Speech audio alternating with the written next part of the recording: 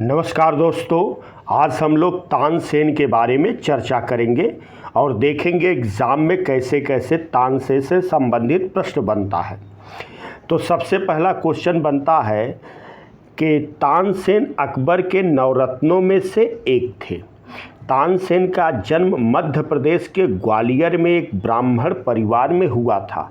तानसेन की प्रारंभिक शिक्षा ग्वालियर में हुई थी।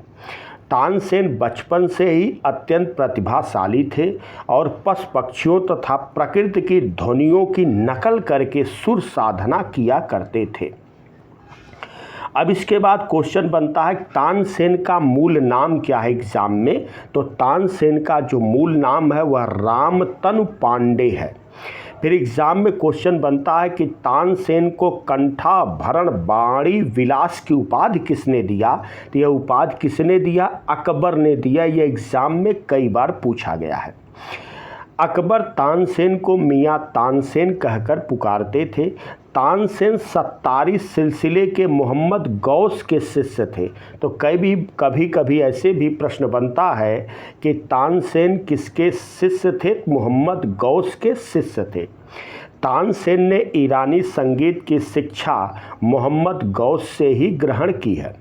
फिर एक बार क्वेश्चन बनता है कि तानसेन के मुख्य संगीत गुरु कौन थे। यह सबसे इम्पॉर्टेंट है। तो यहाँ पर हम लोग देखेंगे कि तानसेन के जो संगीत गुरु कौन हैं। तो तानसेन के संगीत गुरु वृंदावन के संत हरिदास थे। अकबर के दरबार के पहले तानसेन जो है रीवा के राजा रामचंद्र के दरबार में रहते थे।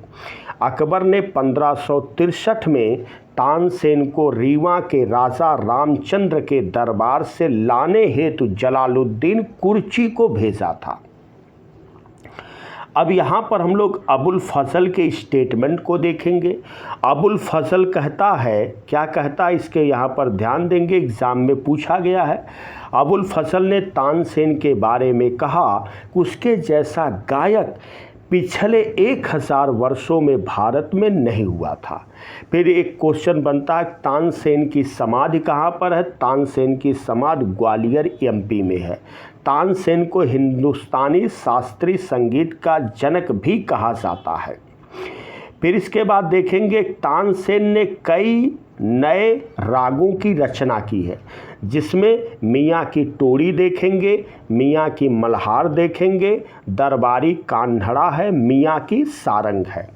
तानसेन के विषय में कहा जाता है कि तानसेन की गायकी से वातावरण प्रभावित हो जाता था। जैसे दीपक राग गाने से दीप जल उठते थे और मेघ मल्हार गाने से वर्षा हो जाती थी।